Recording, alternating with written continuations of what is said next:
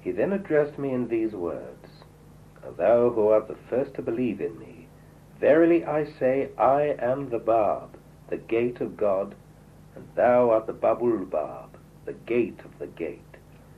18 souls must, in the beginning, spontaneously and of their own accord, accept me and recognize the truth of my revelation. Unwarned and uninvited, each of these must seek independently to find me. And when their number is complete, one of them must needs be chosen to accompany me on my pilgrimage to Mecca and Medina. There I shall deliver the message of God to the Sharif of Mecca. I then shall return to Kufi, where again, in the masjid of that holy city, I shall manifest his cause. It is incumbent upon you not to divulge either to your companions or to any other soul that which you have seen and heard. Be engaged in the masjid-i-ilkhani in prayer and in teaching. I too will there join you in congregational prayer. Beware lest your attitude toward me betray the secret of your faith. You should continue in this occupation and maintain this attitude until our departure for Hijaz.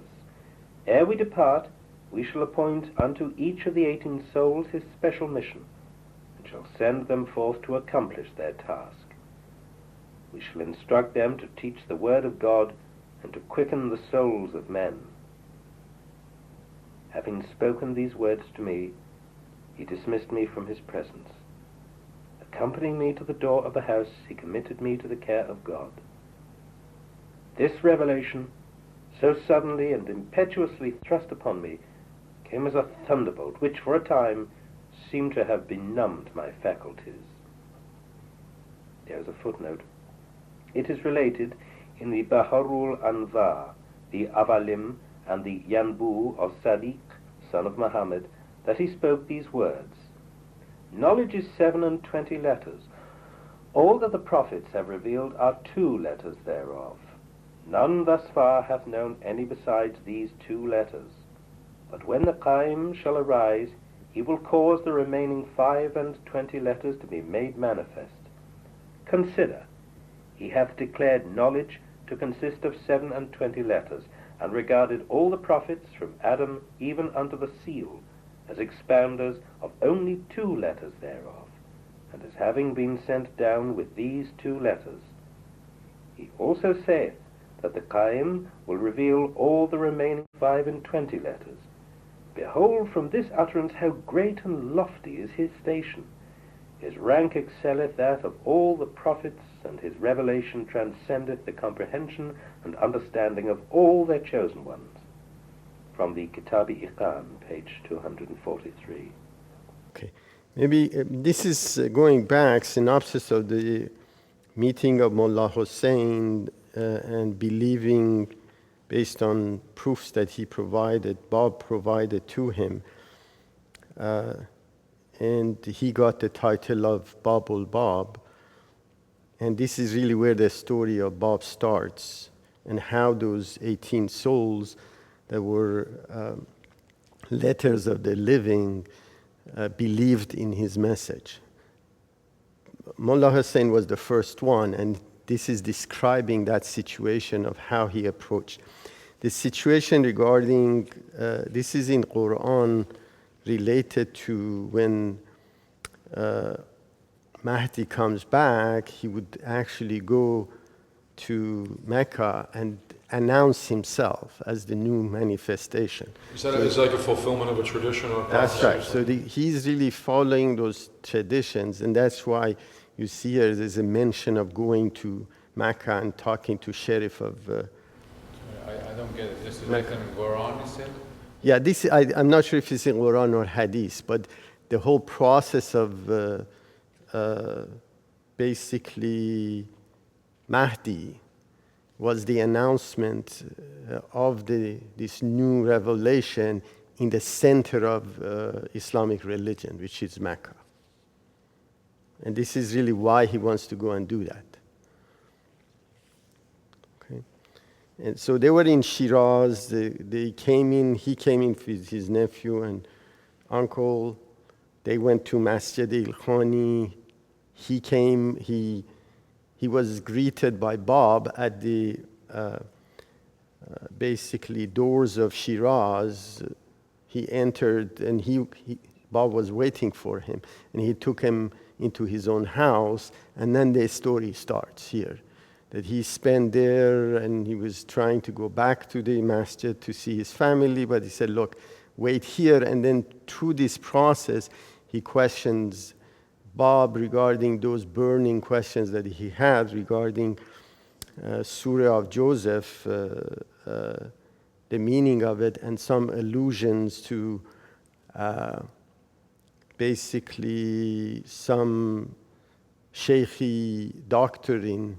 He asked those questions, and when he was satisfied, then he believed in Bab to be the Qa'im or Messiah. I was blinded by its dazzling splendor and overwhelmed by its crushing force. Excitement, joy, awe, and wonder stirred the depths of my soul. Predominant among these emotions was a sense of gladness and strength, which seemed to have transfigured me. How feeble and impotent, how dejected and timid I had previously felt. Then I could neither write nor walk, so tremulous were my hands and feet. Now, however, the knowledge of his revelation had galvanized my being. I felt possessed of such courage and power that were the world, all its peoples and potentates to arise against me, I would, alone and undaunted, withstand their onslaught. The universe seemed but a handful of dust in my grasp. I seemed to be the voice of Gabriel personified, calling unto all mankind, awake, for lo, the morning light has broken. Arise, for his cause is made manifest. The portal of his grace is open wide. Enter therein, O peoples of the world, for he who is your promised one is come. In such a state, I left his house and joined my brother and nephew. A large number of the followers of Sheikh Ahmad, who had heard of my arrival, had gathered in the Masjid-i-Khani to meet me. Faithful to the directions of my newly found beloved, I immediately set myself to carry out his wishes. As I began to organize my class and perform my devotions, a vast concourse of people gathered gradually about me. Ecclesiastical dignitaries and officials of the city also came to visit me. They marveled at the spirit which my lectures revealed, unaware that the source whence my knowledge flowed was none other than he whose advent they, for the most part, were eagerly awaiting. By the way, the mosque at the time that were basically Islamic universities, and the process of solving basically common ecclesiastical questions. So it was sort of a basically ecclesiastical government that was in these mosques generally. So people that were traveling to these centers, it wasn't just a mosque for praying. They had bazaars in them. They were so large, some of them. They had bazaars. They had really schools in them. And as you know, for example, the shrine of Imam Reza in Mashhad is the largest in the world. During those days, I was on several occasions summoned by the Bab to visit him. He would send at night time that same Ethiopian servant to the Masjid, bearing to me his most loving message of welcome. Every time I visited him, I spent the entire night in his presence. Wakeful until dawn, I sat at his feet, fascinated by the charm of his utterance and oblivious of the world and its cares and pursuits. How rapidly those precious hours flew by. At daybreak, I reluctantly withdrew from his presence. How eagerly in those days I looked forward to the approach of the evening hour.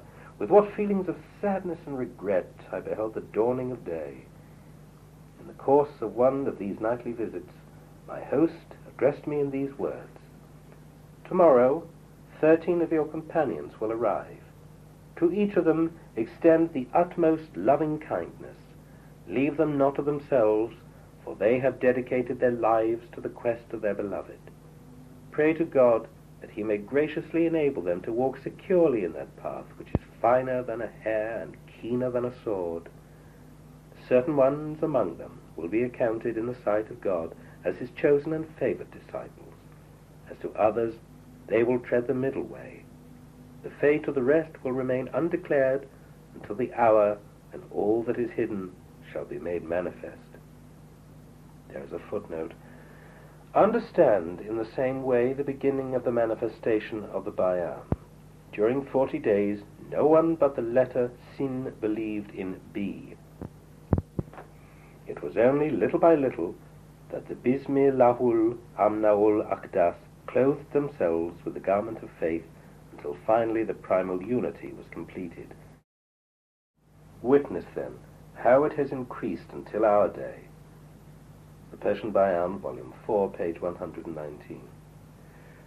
That same morning at sunrise, soon after my return from the home of the Bab, Mullah Ali Bastami, accompanied by the same number of companions as indicated to me, arrived at the Masjid-i-Ilkhani. I immediately set about to find the means for their comfort.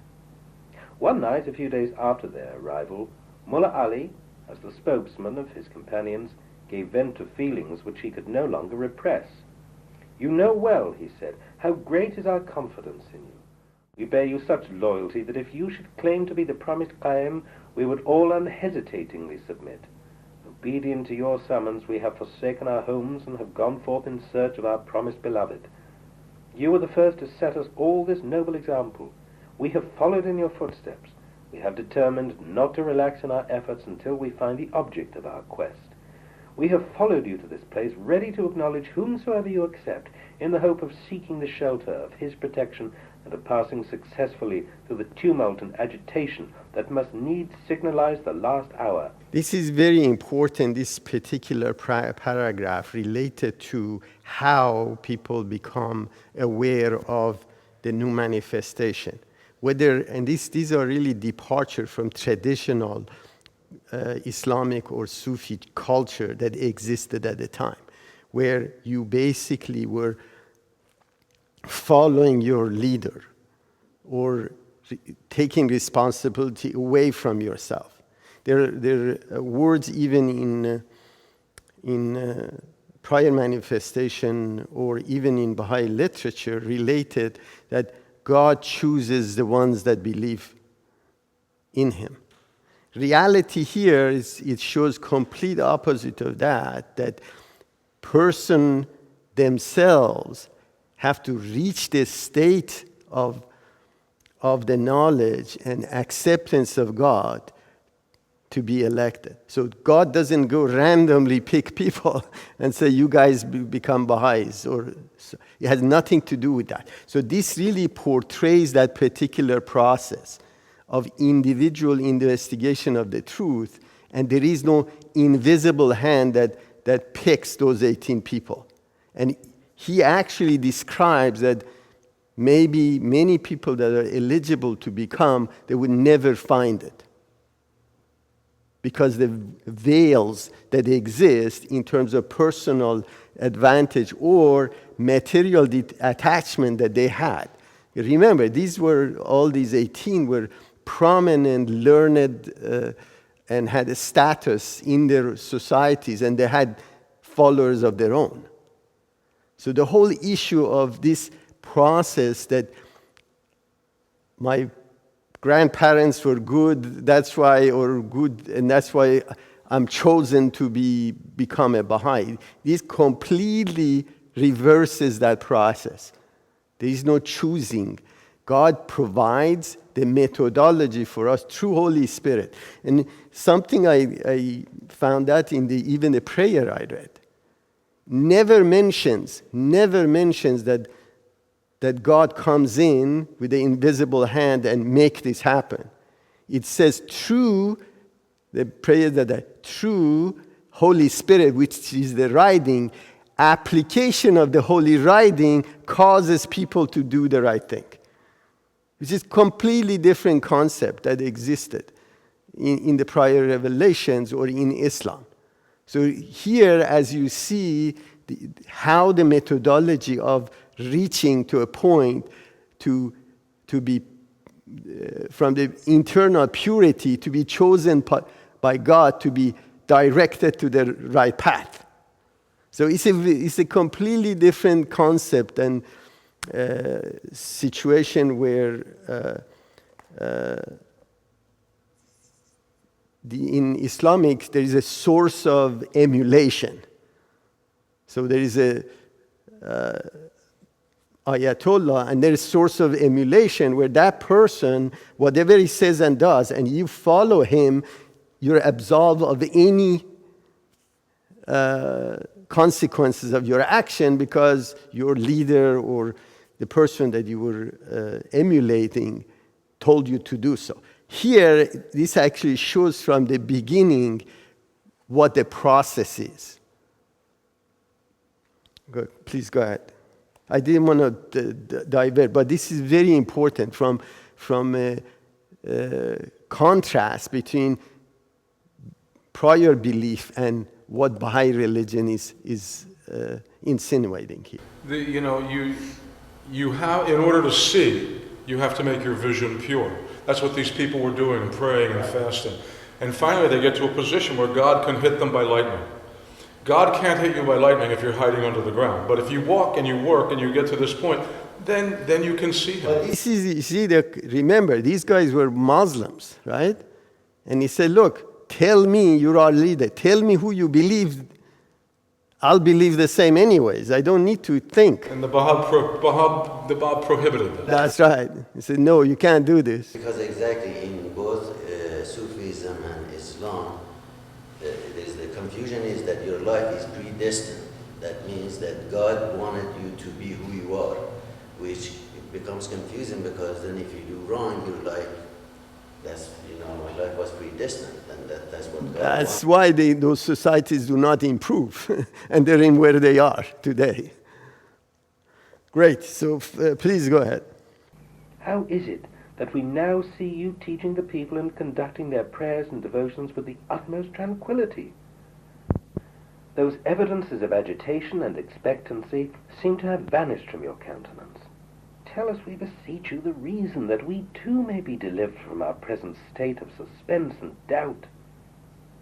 Your companions, I gently observed, may naturally attribute my peace and composure to the ascendancy which I seem to have acquired in this city. The truth is far from that.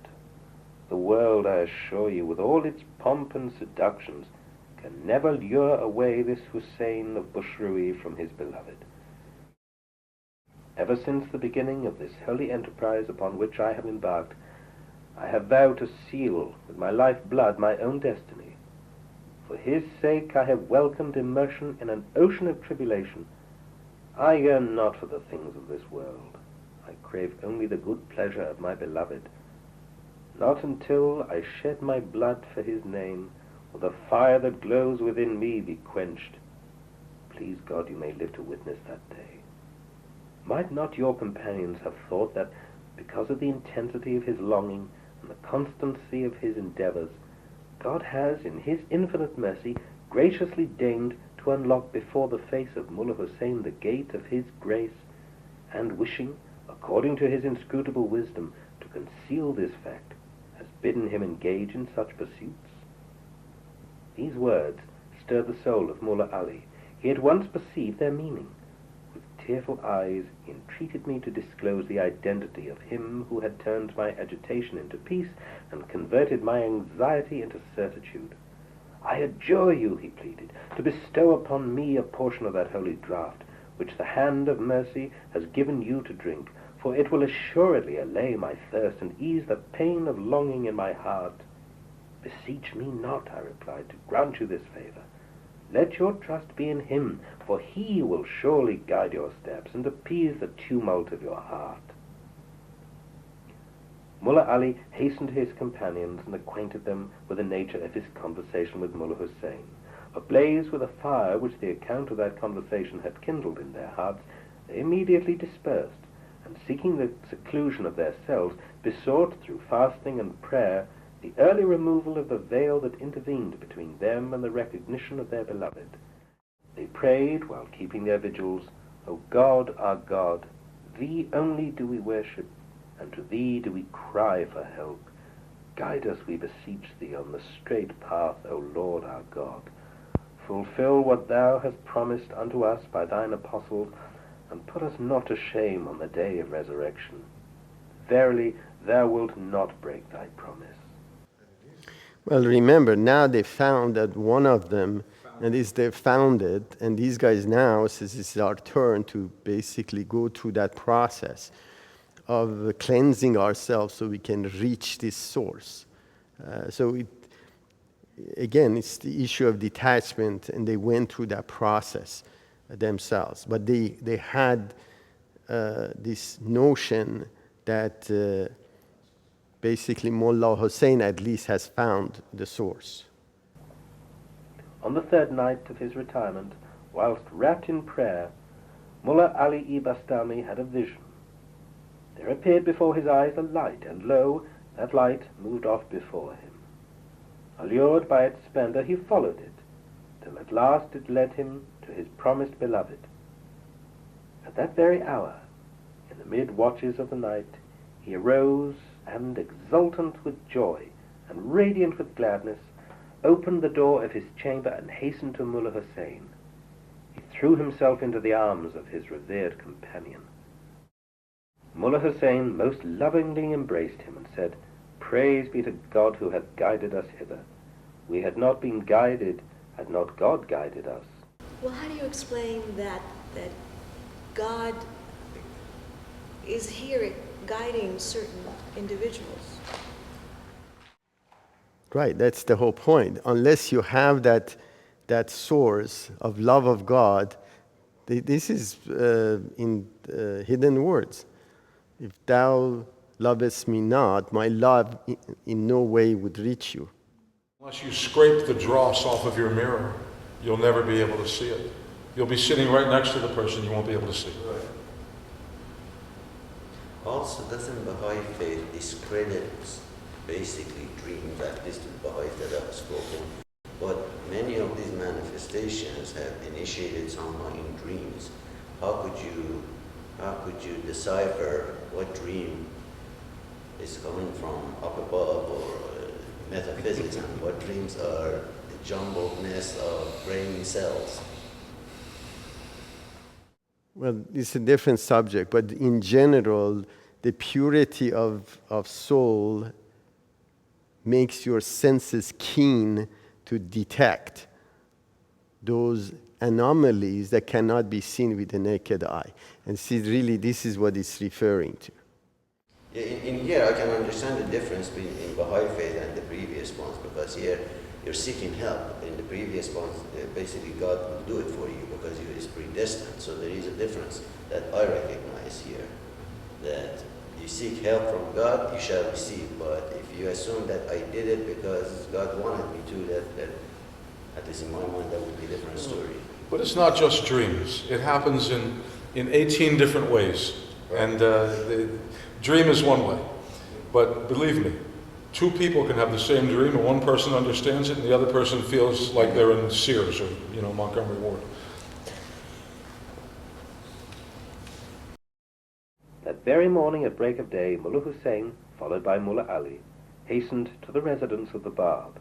At the entrance of his house, they met the faithful Ethiopian servant, who immediately recognized him and greeted them in these words: "Ere break of day, I was summoned to the presence of my master, who instructed me to open the door of the house and to stand expectant at its threshold. 2 guests," he said, "are to arrive early this morning. Extend to them in my name a warm welcome. Say to them from me, enter therein in the name of God." The first meeting of Mullah Ali with the Bab, which was analogous to the meeting with Mullah Hussein, differed only in this respect, that whereas at the previous meeting the proofs and testimonies of the Bab's mission had been critically scrutinized and expounded, at this one all argument had been set aside, and nothing but the spirit of intense adoration and of close and ardent fellowship prevailed. The entire chamber seemed to have been vitalized by that celestial potency which emanated from his inspired utterance. Everything in that room seemed to be vibrating with this testimony: "Verily, verily, the dawn of a new day has broken.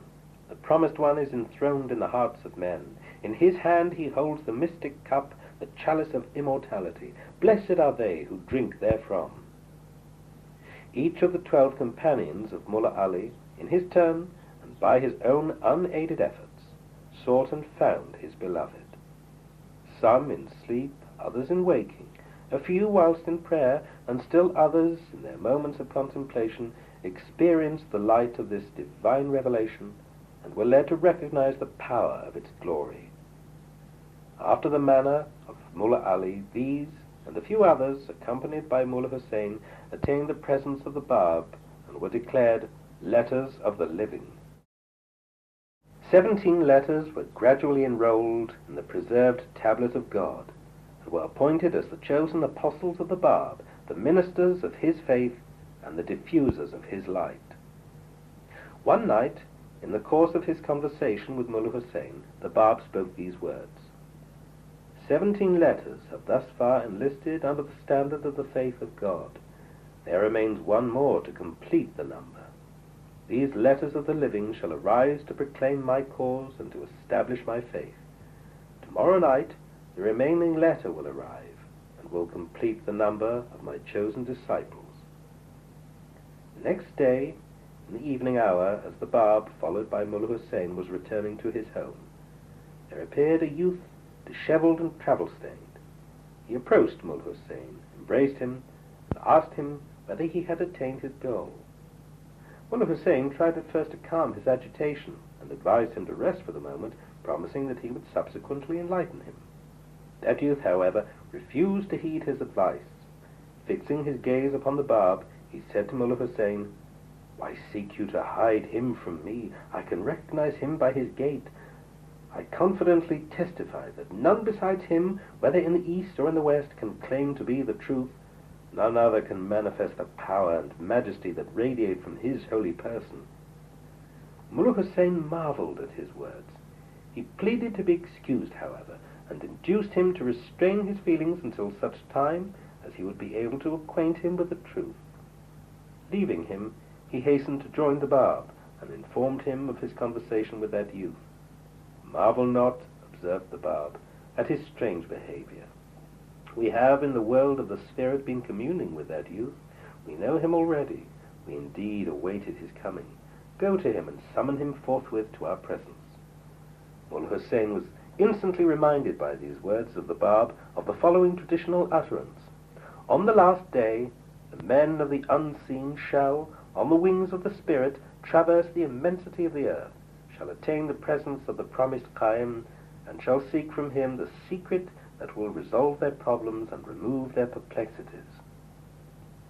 Though distant in body, these heroic souls are engaged in daily communion with their beloved, partake of the bounty of his utterance, and share the supreme privilege of his companionship. Otherwise, how could Sheikh Ahmad and Sayyid Qasim have known of the Bab? How could they have perceived the significance of the secret which lay hidden in him? How could the Bab himself, how could Qudus, his beloved disciple, have written in such terms, had not the mystic bond of the spirit linked their souls together? Did not the Bab, in the earliest days of his mission, allude in the opening passages of the Qayyumul Azma, his commentary on the Surah of Joseph, to the glory and significance of the revelation of Baha'u'llah? Was it not his purpose, by dwelling upon the ingratitude and malice which characterized the treatment of Joseph by his brethren, to predict what Baha'u'llah was destined to suffer at the hands of his brother and kindred?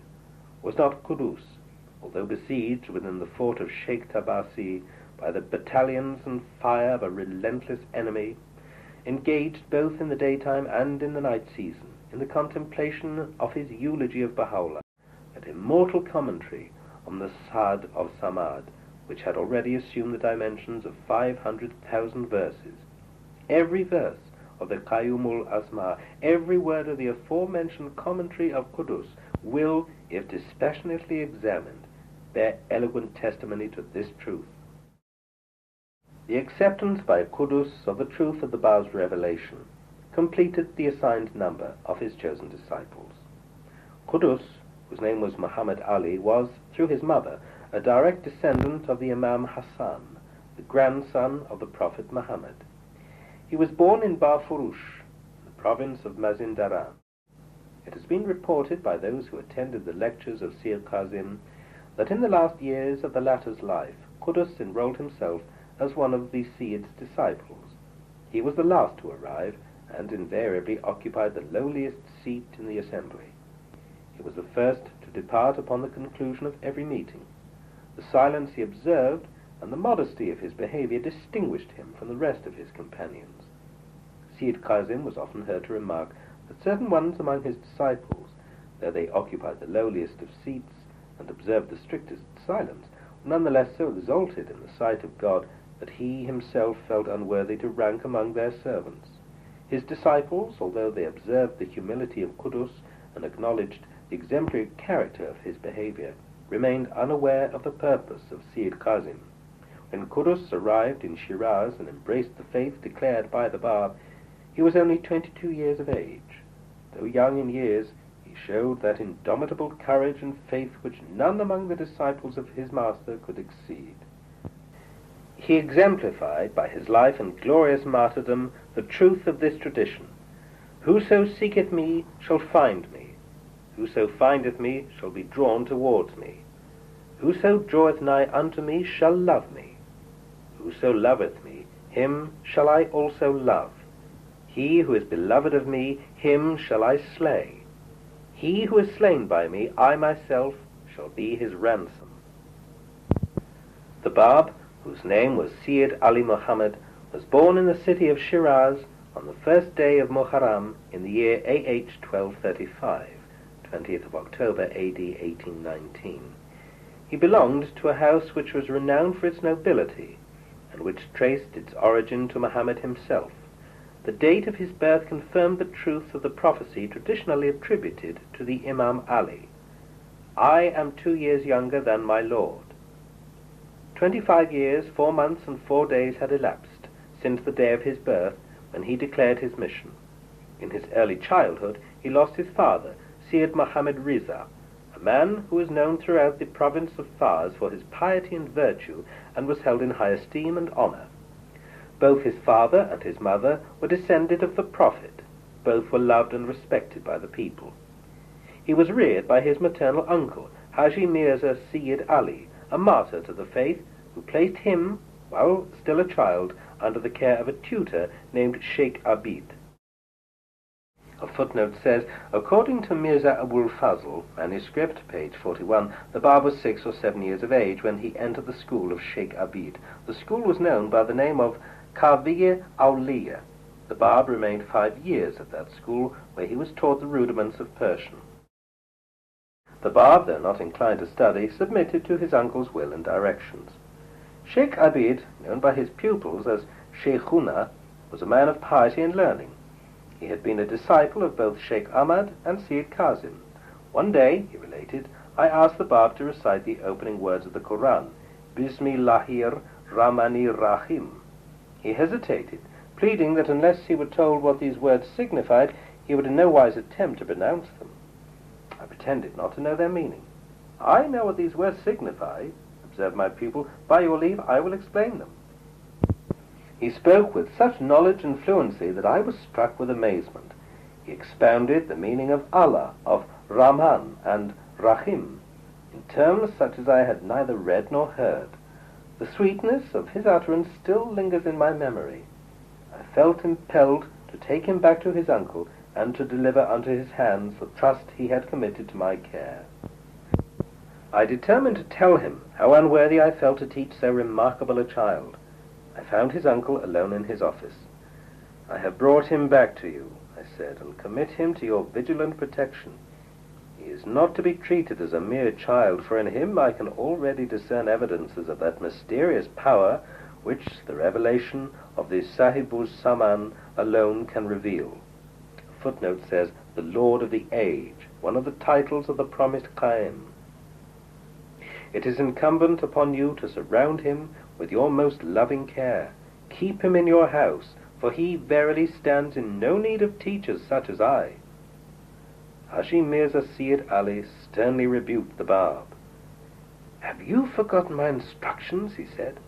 Have I not already admonished you to follow the example of your fellow pupils, to observe silence, and to listen attentively to every word spoken by your teacher? Having obtained his promise to abide faithfully by his instructions, he bade the Bab return to his school.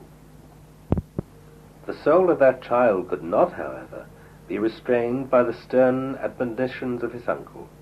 No discipline could repress the flow of his intuitive knowledge. Day after day he continued to manifest such remarkable evidences of superhuman wisdom as I am powerless to recount. At last his uncle was induced to take him away from the school of Sheikh Abid and to associate him with himself in his own profession. There, too, he revealed signs of a power and greatness that few could approach and none could rival. Some years later, the Bab was united in wedlock with the sister of Mirza Sayyid Hassan and Mirza Abul Qasim. A footnote says, the Bab refers to her in his commentary on the Surah of Joseph, Surah of Qarabat. The following is A.L.M. Nicholas's translation of the passage in question. In truth, I have become betrothed before the throne of God with Sarah, that is to say, the dearly beloved, because dearly beloved is derived from dearly beloved. The dearly beloved is Muhammad, which signifies that Sarah was a Sayyid. In truth, I have taken the angels of heaven and those who dwell in paradise as witness of our betrothal. Know that the benevolence of the dhikr sublime is great, O dearly beloved, because it is the benevolence which comes from God the beloved.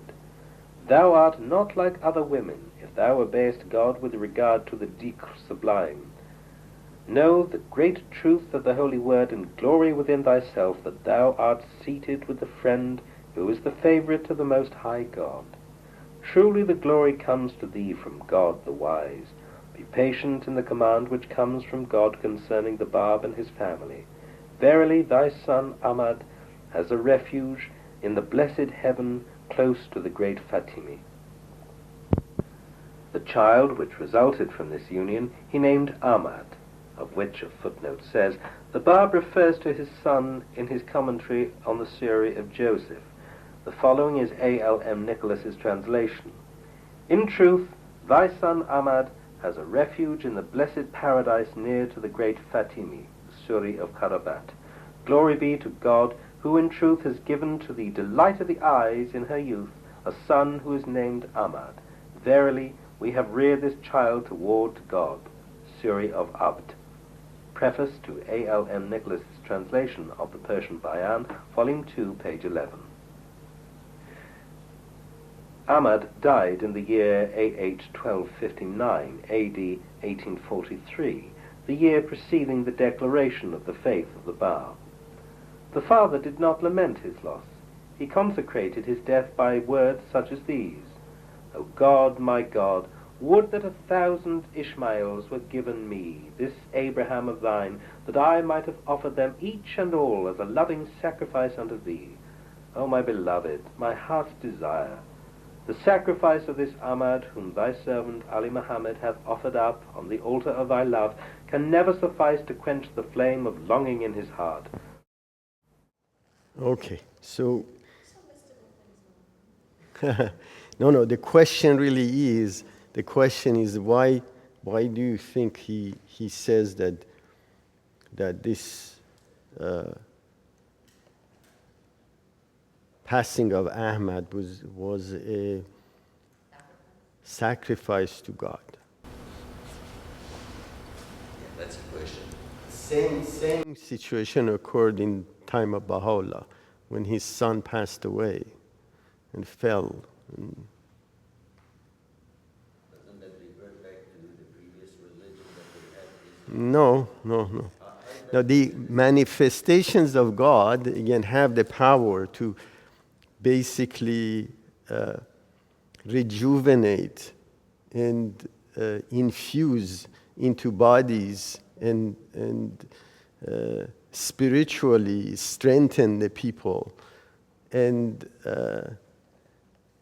basically not allowing them to pass away. So they had the potential to actually cure their own child, both of them. So they're saying is that in the name of God, I do not use my power to save my own child. So this is what the sense of a sacrifice is. The same thing happened with Baha'u'llah and his son. In the previous paragraph, is he drawing a parallel to what happened to Baha'u'llah in relation to the story of Joseph, that he was treated so badly by his brethren? Right, the whole meaning of Surah of Joseph is basically he's drawing parallel to what's going to happen to Baha'u'llah when he's going to reveal himself.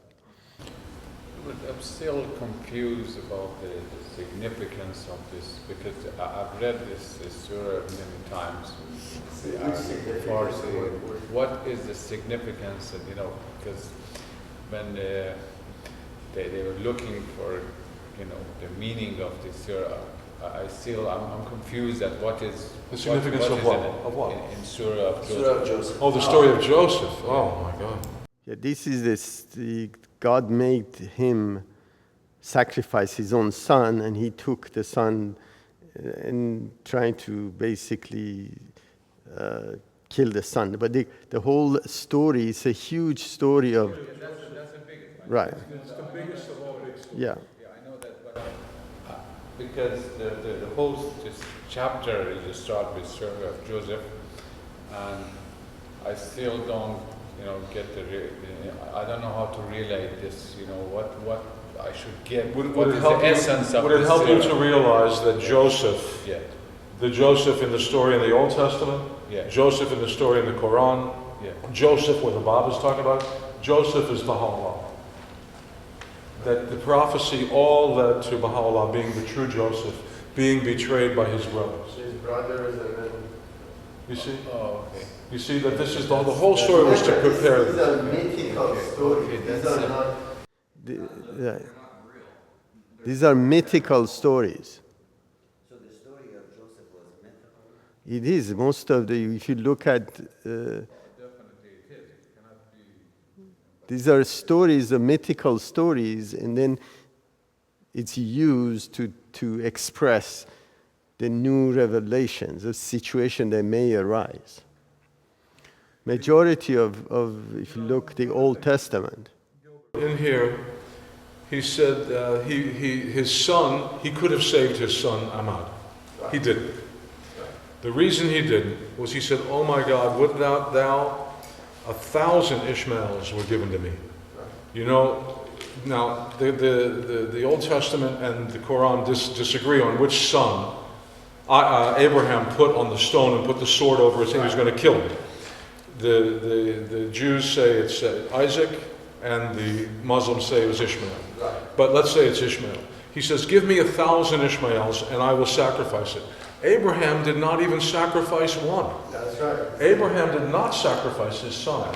The Bab sacrificed his son. Now, this shows what a great... It just shows the advanced nature of this revelation. Shoghi Effendi says in God Passes By, he says, compare the revelation of the Bab with the revelation of Jesus Christ. And he said, look at the parallels. Look how young they were. Look at just the passion, how incredibly innocent they were, and just how beautiful they were. And he said, in one of the things is that when Jesus is up on the cross, the Jews were saying, "Save yourself. Bring yourself down from the cross." And what did the Bab do in 1850? He goes up, they hang him up, they shoot at him 750 times, he disappears, he's fine. He brought himself down, like the Jews had said. And Shoghi Effendi said, compare what the Bab did with what other prophets have done. And here, he's, like Gilbert pointed out, he sacrificed his son, and he didn't have to. This just shows the deeper, more intense nature of this revelation. Does the Baha'i faith consider the story of Abraham and his son as more mythical or a fact?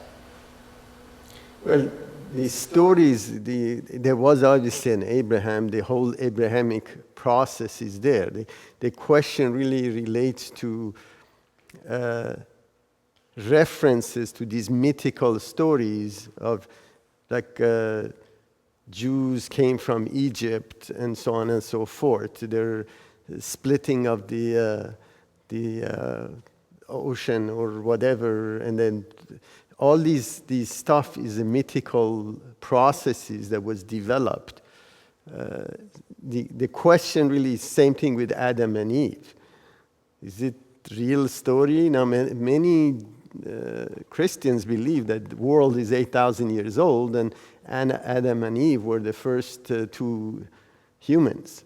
Today, this is we're not discussing. So a lot of these stories really has a much deeper meaning, and what changed the process was really Sheikh Ahmad, which brought the Shia doctrine into and fused some of the Sufi doctrine into the new preparing and explaining actually those allusions in the terms of basically mythical processes, not literal translation, that 12th Imam would come and kill half of the world. That's the issue that So these are all mythical stuff, and what they meant, later on we read and we understand, the Day of Judgment, even definition of Day of Judgment, he tried to describe, is that each individual that is live gets to choose seeing the truth. And if you don't believe in the truth, you're going to go to hell. And if you believe in it, you're going to go to heaven. Versus, walking that narrow path that is as thinner as a hair, and balance of your good and evil at the day of resurrection. All these stories, Sheikh Ahmad Ahsa'i translated this to actual event. He said, no, the world is not going to end because it doesn't make sense. The celestial bodies will not fall on earth because the whole earth would evaporate. So there is no sense of bringing a Messiah to kill everybody or to destroy the world. And the reason these stories terminated because the ecclesiastical doctrine wanted self-preservation. It's a paradox that they created. Why? Because if the new manifestation would come, they all lose their jobs. They have to start from scratch. So what happens? They translate whatever is literal to make sure that say, look, if I go, everybody goes. There is nothing after our doctrine, our hierarchy of ecclesiastical church. There is nothing after that. Because this new manifestation that comes in kills everybody, and eventually the world would end. What I'm trying to understand is that should we expect these chosen people, labeled prophets, should we expect perfection from them? If we should, I look at Abraham and I immediately put myself in the body of that child, that son. And in my mind is like, my father is absolutely gone crazy, he's trying to kill me. Yeah, but these are, as I said, these are mythical stories. That's it, okay. So this is nothing to do with, if you translate it literally, you're going to become like this evangelist Christians, or you have Shiites that say, we're going to induce the end of the world for coming of Messiah. But guess what? In their heart, they don't want this thing to happen because their business would disappear if he comes. So reality is, remember, these stories that they created or manipulating, like any other religion, it goes through the cycle of spring. It goes to the zenith of the sun when it's summer and everything is warm, and suddenly it goes and dies. These laws of entropy applies to it. And this Islam by itself is basically at the end of its cycle. And this new revelation is coming in. I think to look at what the latest prophet of God says, and to see what he it is that he says about the previous religions and prophecies and so forth, because that's the only guidance that we have. Otherwise, we all have different interpretations. I think somewhere in the writing says, if you want to know really what Muhammad said, read what Baha'u'llah has said that Muhammad has said. No, of course.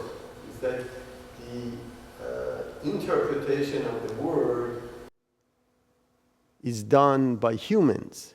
The only source, infallible source of interpretation is the next manifestation, because all these manifestations come from the same source, and they all have innate knowledge of the future and the past. And as we see, there is some mingling at times of intercession where, you know, a person is guided through, like what we were just reading about the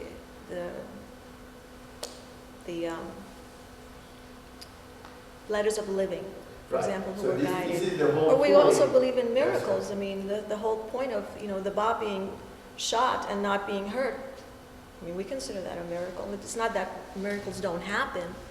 Right, but the whole process is that who can influence the masses from a spiritual point of view.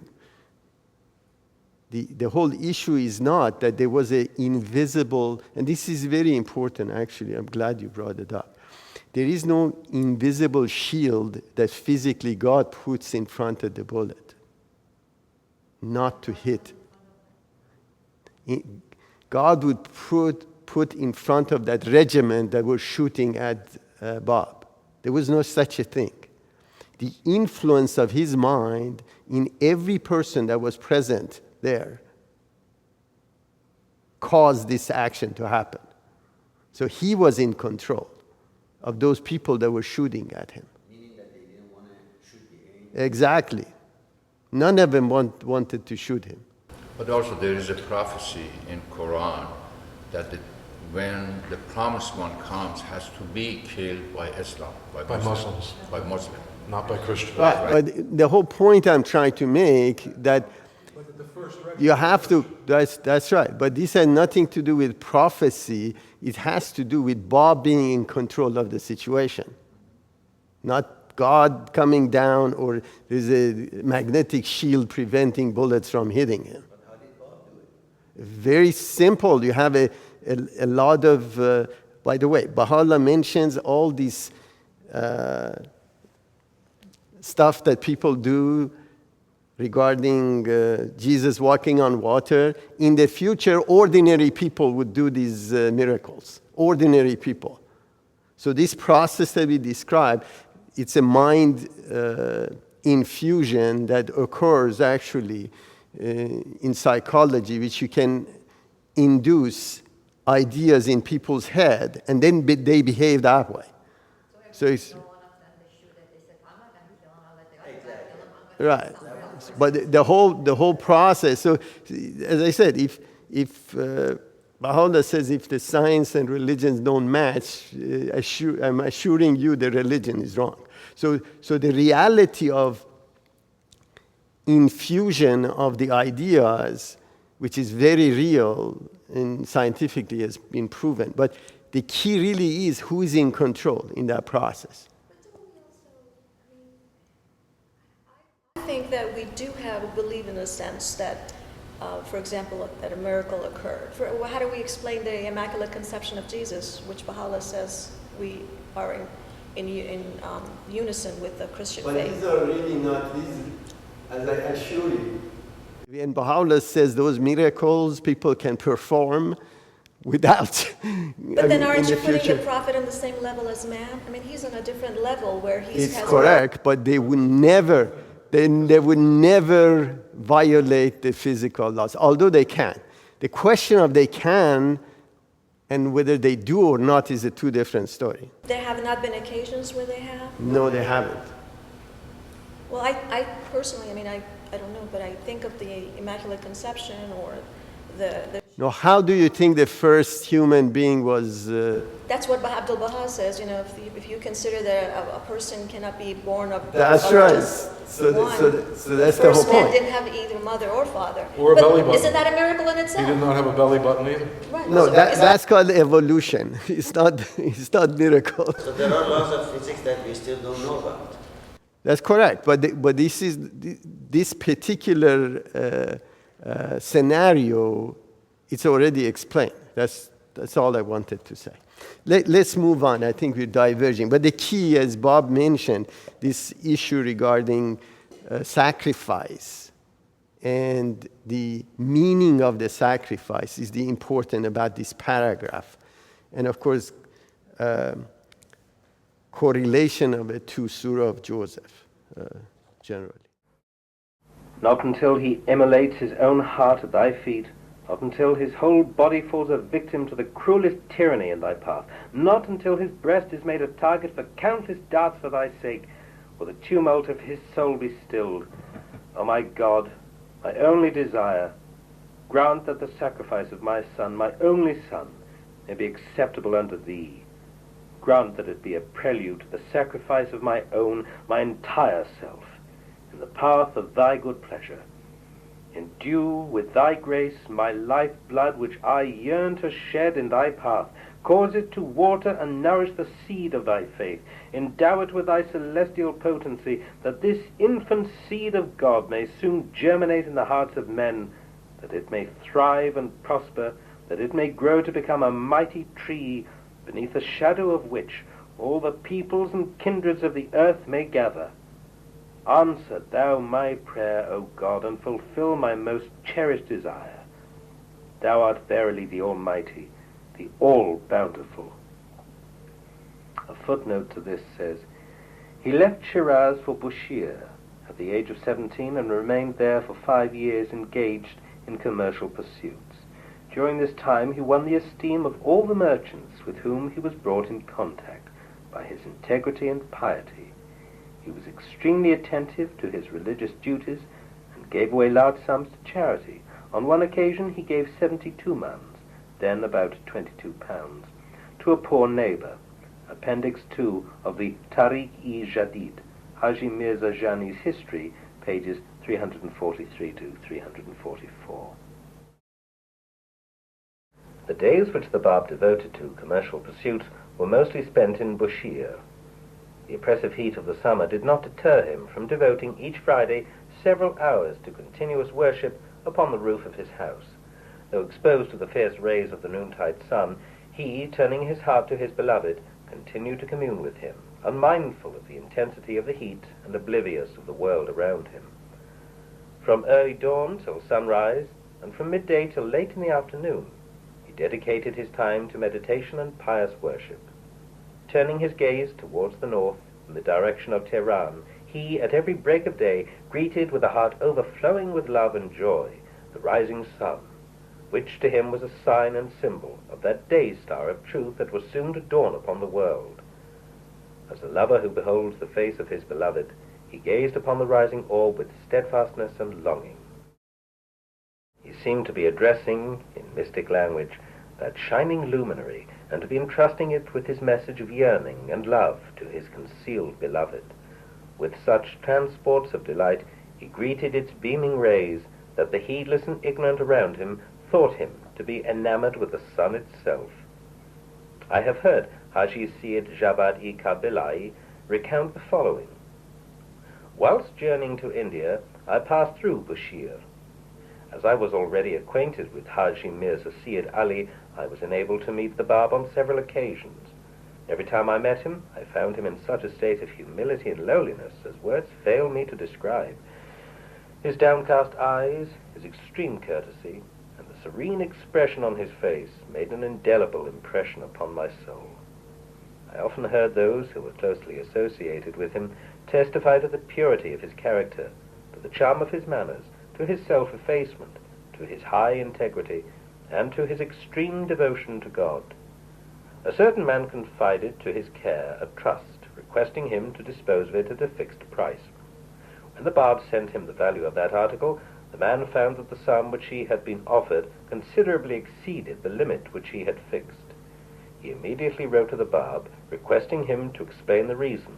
The Bab replied, "What I have sent you is entirely your due. There is not a single farthing in excess of what is your right. There was a time when the trust you had delivered to me had attained this value. Failing to sell it at that price, I now feel it my duty to offer you the whole of that sum.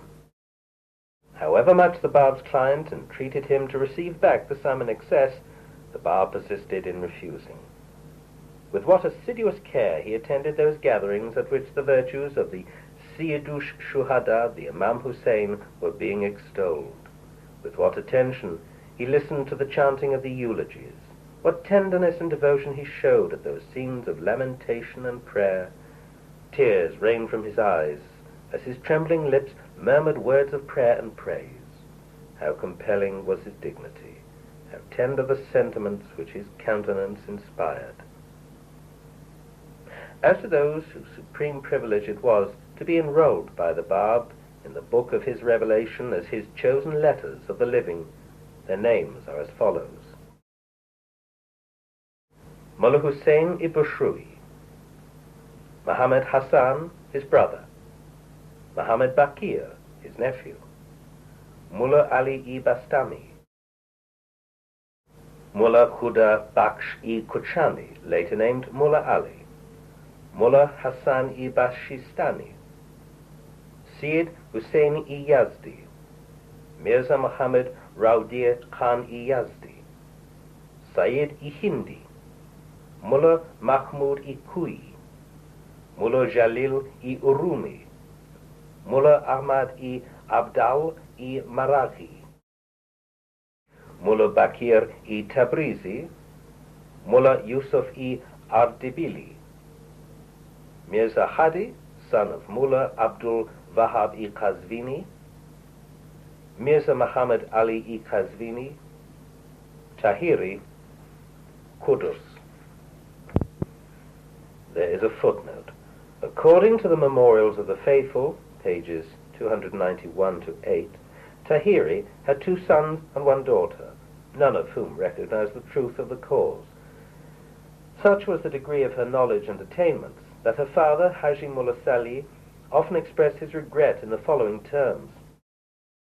Would that she had been a boy, for he would have shed illumination upon my household and would have succeeded me. She became acquainted with the writings of Sheikh Ahmad while staying in the home of her cousin Mullah Javad, from whose library she borrowed these books and took them over to her home. Her father raised violent objections to her action and, in his heated discussions with her, denounced and criticized the teachings of Sheikh Ahmad. Tahiri refused to heed the counsels of her father and engaged in secret correspondence with Sayyid Kazim, who conferred upon her the name of Qurratul Ain. The title Tahiri was first associated with her name while she was staying in Badasht, and was subsequently approved by the Bab. From Qazvin she left for Karbala, hoping to meet Sayyid Kazim, but arrived too late, the Sayyid having passed away 10 days before her arrival. She joined the companions of the departed leader and spent her time in prayer and meditation, eagerly expecting the appearance of him whose advent Sayyid Kazim had foretold. Whilst in that city, she dreamed a dream. A youth, a Sayyid, wearing a black cloak and a green turban, appeared to her in the heavens, who, with upraised hands, was reciting certain verses, one of which she noted down in her book. She awoke from her dream greatly impressed by her strange experience. When, later on, a copy of the Ahsanul Qisas, the Bab's commentary on the Surah of Joseph, reached her, she, to her intense delight, discovered that same verse which she had heard in her dream in that book. That discovery assured her of the truth of the message which the author of that work had proclaimed. She herself undertook the utmost effort for its spread and interpretation.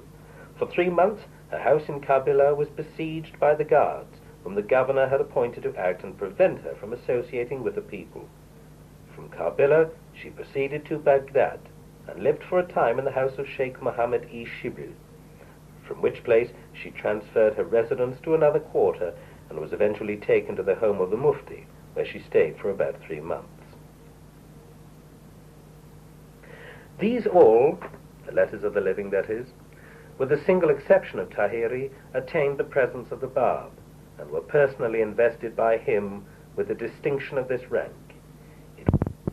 It was she who, having learned of the intended departure of her sister's husband, Mirza Muhammad Ali from Qazvin, entrusted him with a sealed letter, requesting that he deliver it to the promised one, whom she said he was sure to meet in the course of his journey. Say to him from me, she added, the effulgence of thy face flashed forth, and the rays of thy visage arose on high. Then speak the word, Am I not your Lord? And thou art, we will all reply. Mirza Muhammad Ali eventually met and recognized the Bab, and conveyed to him both the letter and the message of Tahiri. The Bab forthwith declared her one of the letters of the living. Her father, Haji Mullah Salih-i Kazvini, and his brother Mullah Taqi were both mujtahids of great renown, were skilled in the traditions of Muslim law, and were universally respected by the people of Tehran, Qazvin, and other leading cities of Persia. She was married to Mullah Muhammad, son of Mullah Taqi, her uncle, whom the Shias styled Shahid-i Thalith. There is a footnote, the third martyr. Although her family belonged to the Bala Sari, Tahiri alone showed from the very beginning a marked sympathy and devotion to Sayyid Kazim. As an evidence of her personal admiration for him, she wrote an apology in defense and justification of the teachings of Sheikh Ahmad and presented it to him. To this, she soon received a reply, couched in the most affectionate terms in the opening passages of which the Sayyid thus addressed her. O thou who art the solace of mine eyes, Ya Kurat-i Aini, and joy of my heart. Ever since that time, she has been known as Qurratul Ain. After the historic gathering of Badasht, a number of those who attended were so amazed at the fearlessness and outspoken language of that heroine that they felt it their duty to acquaint the Bab with the character of her startling and unprecedented behavior. Okay, so let's stop here.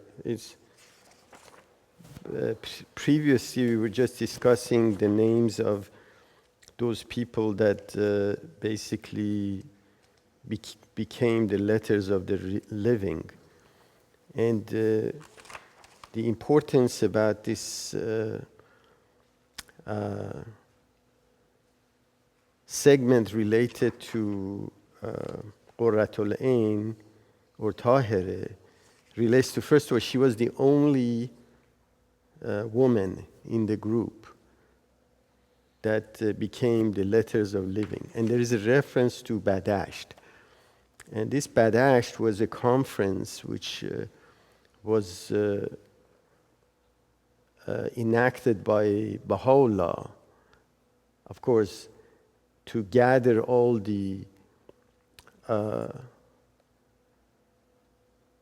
learned of the Bab'i movement and basically announced that this is really not continuation of Islam, this is a new religion. So there are scenarios played during that conference of Badasht that really changed the nature of the movement, Bab'i movement, because up to then, again, those ideas regarding prophecies of the Shia Islam that this Mahdi or Messiah would come and clean the world and kill everybody and so on and so forth. Where now, that was a test for the followers of the Bab during Badasht to really recognize that this is a completely new manifestations and is abrogating the laws of the past. So this Badasht was the first instance that basically through scenarios that they played where Tahiri took off her veil in front of all male attendants, which caused an uproar because they still were really, they thought they're following the Islamic tradition. So this is really the importance about the Badasht itself. But we're still with Bab here, correct? We're not. That's correct. We haven't moved to Baha'u'llah yet. No, we haven't. But this is referencing something in the future. How did they pick Badasht? How did they?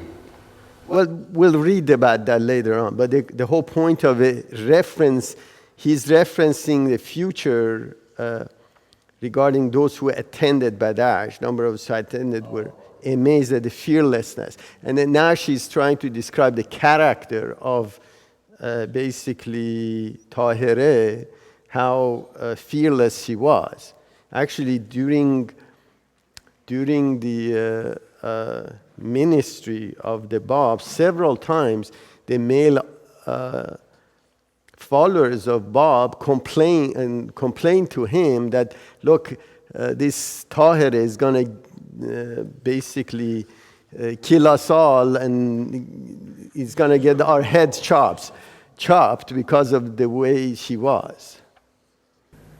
They strove to tarnish the purity of her name. To their accusations, the Bab replied, "What am I to say regarding her, whom the tongue of power and glory has named Tahiri, the pure one?" Sorry, just tell me this 18 number were originally, referring to. With Baha'i. him is 19, right? Yeah, I know, but because they were expecting one more person to complete it to 18, and this is. Well, 18 the people. whole, yeah. Is there any previous sign or anything that they were referring for this 18? Well, just, there are some references, I think, in Hadith. I'm not 100% sure, but the reality of this 19 is even the months of the year in Bab'i dispensation, which later on came to Baha'i, was there are 19 months and 19 days in every month. The 18, my question the last letter of the living was Qudus. When Qudus showed up, the Bab said, "This is it." In fact, he said that of Qudus, he said, "He is the last to find me, but the first in rank." Okay. That he is the first one. Tahir, I never met her, but she was one of the 18. Yeah.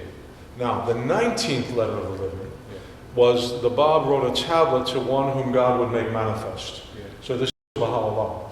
And he said, "You are the 19th letter of the living." And he was the last one. And neither the Bab nor neither Baha'u'llah nor Tahir had met. Without seeing him, of course. Without seeing, of course, without seeing him. Of course, without seeing him. Okay. Okay. So that's how that comes to be. These words proved sufficient to silence those who had endeavored to undermine her position. From that time onwards, she was designated by the believers as Tahiri. A word should now be said in explanation of the term Bala Sari. Sheikh Ahmad and Sayyid Qazim, as well as their followers, when visiting the shrine of the Imam Hussein in Karbala, invariably occupied as a mark of reverence the lower end of the sepulchre. They never advanced beyond it, whereas other worshippers, the Bala Sari, recited their prayers in the upper section of that shrine. The Sheikhis, believing, as they did, that every true believer lives both in this world and in the next, felt it unseemly and improper to step beyond the limits of the lower sections of the shrine of the Imam Hussein, who in their eyes was the very incarnation of the most perfect believer. Mullah Hussein, who anticipated being the chosen companion of the Bab during his pilgrimage to Mecca and Medina, was, as soon as the latter decided to depart from Shiraz, summoned to the presence of his master, who gave him the following instructions. "The days of our companionship are approaching their end. My covenant with you is now accomplished. Gird up the loins of endeavor and arise to diffuse my cause. Be not dismayed at the sight of the degeneracy and perversity of this generation, for the Lord of the covenant shall assuredly assist you. Verily he shall surround you with his loving protection, and shall lead you from victory to victory. Even as the cloud that rains its bounty upon the earth traverse the land from end to end, and shower upon its people the blessings which the Almighty in his mercy has deigned to confer upon you." Okay, so let's stop here. So it's fairly obvious, this idea is very important from point of view of the Shaykhi movement regarding the concept of the spirit and the body. As the spirit leaves the body, which was described before, the body dies and the spirit goes to heaven. But this concept that the other world and this world is one and the same. That means it's a dimension of the physical existence. Therefore, during the process of praying, for example, in the for tomb of the Imam Hussein, sepulcher of the Imam Hussein, they were always at his feet, where traditionally majority of the Muslim, because the head of the sepulcher was toward the Mecca, Persians were praying on the head of it. And these guys were saying, no, you can't do this, because that's where the spirit of Imam Hussein exists. We should be at the feet of Imam Hussein. So these ideas related to basically the next world and this world is being part of the same reality is shown in this particular environment. Okay, so that's very important from that point of view. And of course, the process was to select these people, and through the instructions of the Bab, to send these disciples to all over the empire at the time, Persian and Arabic Empire, to really dissipate this message. So that was really the goal that they had. Maybe Bob, you can Before start. Bab'i, can I ask a question here? I wanted to know Baha'is' view on this. Our physical bodies are extension of each other, mainly our predecessors. Our DNAs are from our parents, and their DNAs are from their parents, and so forth. This is an extension that keeps moving forward. Now, when it comes to the issue of soul, is there such relationship, or are our souls totally independent? The soul is infused in the body at the time of inception. So they're totally independent of each other. Of course, these are unique souls. It's not pre-existent. It means that the seed of the soul is infused with the body at the time of conception. So the soul of the parents had nothing to do with the soul of the child? No, it's not. It had nothing to do with it. So you have innate and inherited characteristics, but your soul and the training you go through during the first 15 years of your life before you become an adult, you're in the care of your parents, basically. They nurture your souls and they teach you. So you're product of the environment you're in. But the minute you become 15 years old, you're responsible for your actions and your soul. So in the hereafter, these souls, the parents and the child, may have nothing to do with each other. They may just... No, they don't, because sometimes they even become covenant breakers, or they become completely against God. So each one is responsible for their own soul. So if your parents were, let's say, very good Baha'is, or grandparents had nothing to do with you, you can't inherit any spiritual benefit from somebody else being very pious. None. Everybody has to work for themselves to get to that point. Forbear with the ulamas, and resign yourself to the will of God. Raise the cry, awake, awake, for lo, the gate is open, and the morning light is shedding its radiance upon all mankind. The promised one is made manifest. Prepare the way for him, O people of the earth. Deprive not yourselves of its redeeming grace, nor close your eyes to its effulgent glory. Those whom you find receptive to your call, share with them the epistles and tablets we have revealed for you, that perchance these wondrous words may cause them to turn away from the sloth of heedlessness and soar into the realm of the divine presence. In this pilgrimage, upon which we are soon to embark, we have chosen Qudus as our companion. We have left you behind to face the onslaught of a fierce and relentless enemy. Rest assured, however, that a bounty unspeakably glorious shall be conferred upon you. Follow the course of your journey towards the north, and visit on your way Isfahan, Kashan, Kum, and Tehran. Beseech Almighty Providence that he may graciously enable you to attain in that capital the seat of true sovereignty, and to enter the mansion of the Beloved. A secret lies hidden in that city. When made manifest, it shall turn the earth into paradise. My hope is that you may partake of its grace and recognize its splendor. From Tehran, proceed to Khorasan, and there proclaim anew the call. From thence, return to Najaf and Kabila, and there await the summons of your Lord. Be assured that the high mission for which you have been created will, in its entirety, be accomplished by you. Until you have consummated your work, if all the darts of an unbelieving world be directed against you, they will be powerless to hurt a single hair of your head.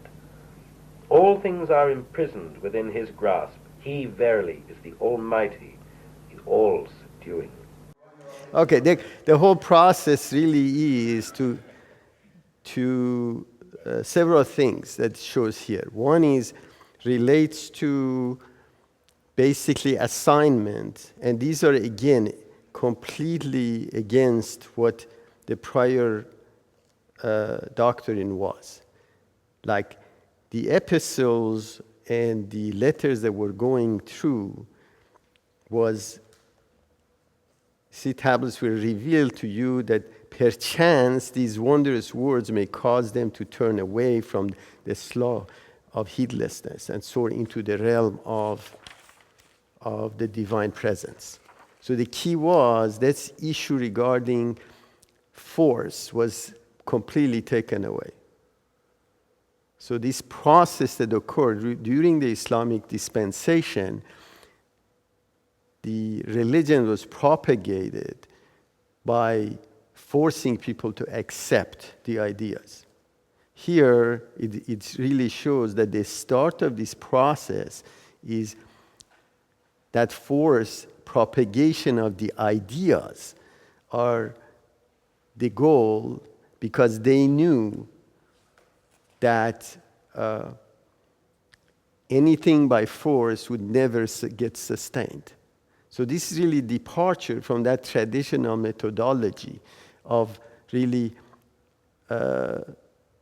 forcing people to accept your ideas, which is again departure from traditional Islamic or even Sufi doctrine.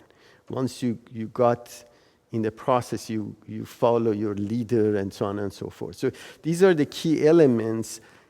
But remember, the whole process was preparing the Muslims for the coming of second coming of Jesus, or second coming of Imam Hussein. So the whole process is that twin manifestation. So he was even in this paragraph told us that whenever you go into Tehran, really watch, because the source of that new light would be in that city. So he was referring basically to Baha'u'llah, where at the time was in Tehran. So he was telling them that this is what you need to do, and until you finish your basically journey to propagate this idea throughout the land, no one can stop you. So this is proclamation that occurred. Now, Beverly, you want to read?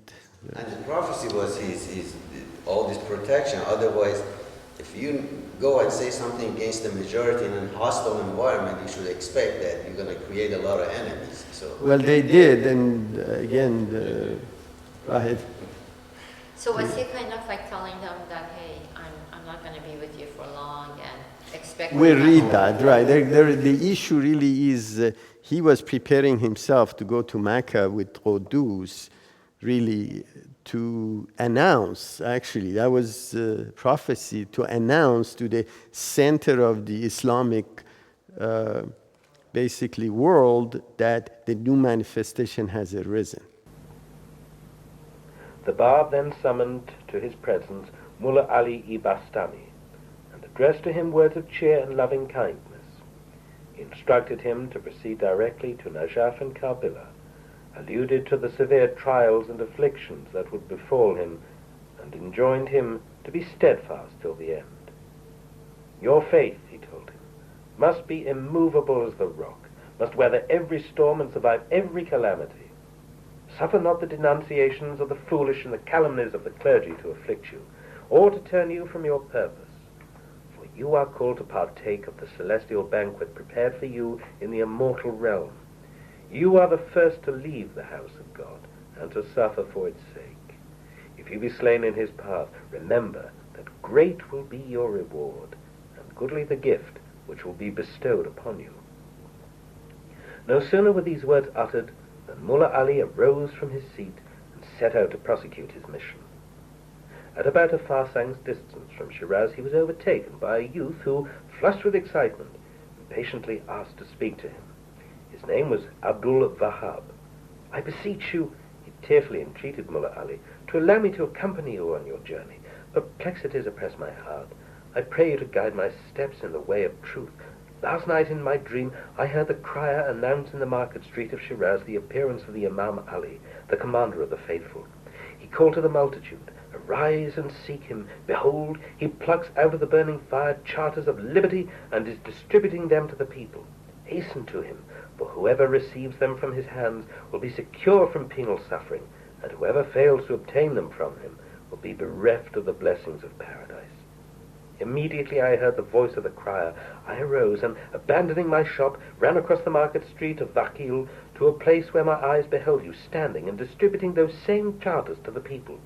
To everyone who approached to receive them from your hands, you would whisper in his ear a few words which instantly caused him to flee in consternation and exclaim, "Woe betide me, for I am deprived of the blessings of Ali and his kindred. Ah, miserable me, that I am accounted amongst the outcast and fallen." I awoke from my dream, and, immersed in an ocean of thought, regained my shop. Suddenly I saw you pass, accompanied by a man who wore a turban, and who was conversing with you. I sprang from his seat, and, impelled by a power which I could not repress, ran to overtake you. To my utter amazement, I found you standing upon the very site which I had witnessed in my dream, engaged in the recital of traditions and verses. Standing aside at a distance, I kept watching you, wholly unobserved by you and your friend. I heard the man whom you were addressing impetuously protest, "Easier is it for me to be devoured by the flames of hell than to acknowledge the truth of your words, the weight of which mountains are unable to sustain." To his contemptuous rejection, you returned this answer: "Were all the universe to repudiate his truth, it could never tarnish the unsullied purity of his robe and grandeur." Departing from him, you directed your steps towards the gate of Khaziran. I continued to follow you until I reached this place. Mullah Ali tried to appease his troubled heart, and to persuade him to return to his shop and resume his daily work. "Your association with me," he urged, "would involve me in difficulties. Return to Shiraz and rest assured, for you are accounted of the people of salvation. Far be it from the justice of God to withhold from so ardent and devoted a seeker the cup of his grace, or to deprive a soul so athirst from the billowing ocean of his revelation." The words of Mullah Ali proved of no avail. Okay, I think we should stop here. All right, so maybe you want to finish by describing what happened. He just wants to make sure that you're listening. He catches you off guard. This Abdul Wahab becomes quite a martyr. All right, so this was a youth, basically, that belonged to the government. Also, his father was a big person in the government, and he saw this dream of Ali, and he was basically looking at this person that is distributing these episodes and discussing these new manifestations. And of course, he awoke, and then he approached him, and he wanted to follow him. And Mullah says, "Go back to Shiraz, and don't worry, you're counted as people that are saved, generally." I think we ran out of time, and if you have, sure. Bob was supposed to go to Mecca to announce the new manifestation. Right. Did he ever? Yeah, that's what he did. And what happened? You know, You got to read the book, huh? Right, we're Just reading. keep coming. Yeah, you have to read it and you'll see. So this actually, in probably next 10 pages, we'll see that as well. This is like those TV series. You have to keep coming back. Right. You don't know the end. Very good. Thank you. Maybe